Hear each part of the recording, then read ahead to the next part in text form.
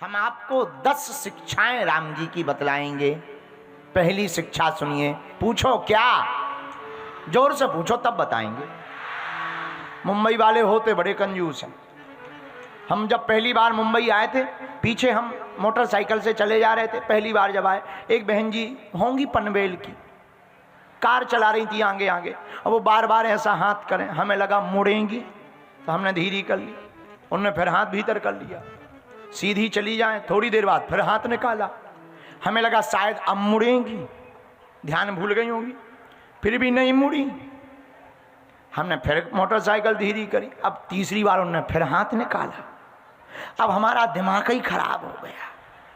हमने मोटरसाइकिल तेज चलाई, आगे आकर के खड़े, हमने कहा रुकिए रुकिए। बोली जी बोलिए भाई साहब क्या बात है? हम कहा बहन जी एक बात बताओ, बार बार हाथ निकालती हो, मुड़ती नहीं हो, शर्म नहीं आती तुम्हें अपने? अरे बोले महाराज जी हम मुड़ने के लिए हाथ नैन पालिश सुखा रहे हैं। हम समझ गए हम पनवेल आ गए। उसी दिन हम समझ गए थे पनवेल आ गए हैं। ऐसे लोग पनवेल मुंबई में ही पाए जाते हैं। तब से हम बहुत ज़्यादा खुश हैं, पनवेल वालों को समझते हैं ठीक तरीके से। हाँ खैर ये पूर्व जन्म की घटना है, इससे क्या लेना देना अभी, क्योंकि कल तक हमें रुकना है। कौन गालियाँ खाए? बोलो सीताराम। तो राम जी से 10 चीज़ों में कौन सी सीख सीखनी है? 10 बातें। पूछो पहली बात बताओ गुरुजी, जोर से बोलो। राम जी की पहली बात हमने ली है, एक पत्नी व्रतधारी। राम जी की पहली शिक्षा क्या है? एक पत्नी। जिस वक्त राम जी का प्रादुर्भाव भया उस वक्त अनेक पत्नियों का विधान था, लेकिन यही तो मर्यादा है। प्रभु श्री राम ने एक पत्नी का व्रत धारण करके पूरे दुनिया को एक नई शिक्षा दी। क्या?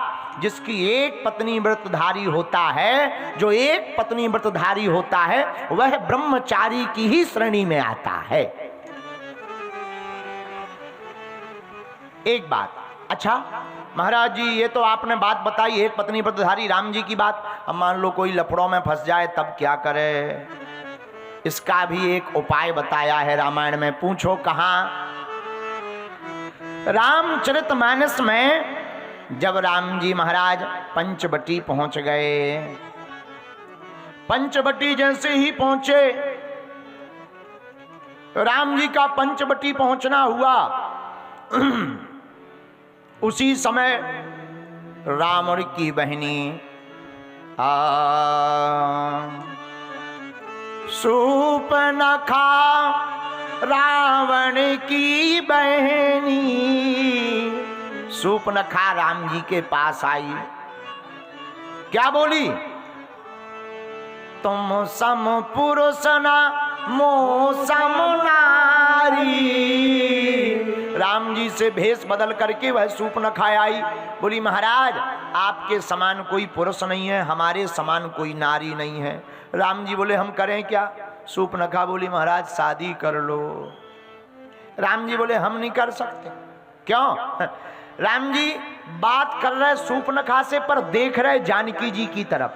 रामायण में वर्णन आया, सीतः चितय कही तही बाता। अच्छा एक बात बताओ, आदमी जिससे बात करेगा उसकी तरफ देखेगा कि नहीं? हाँ जी या ना जी? बोलो हाँ जी या ना जी?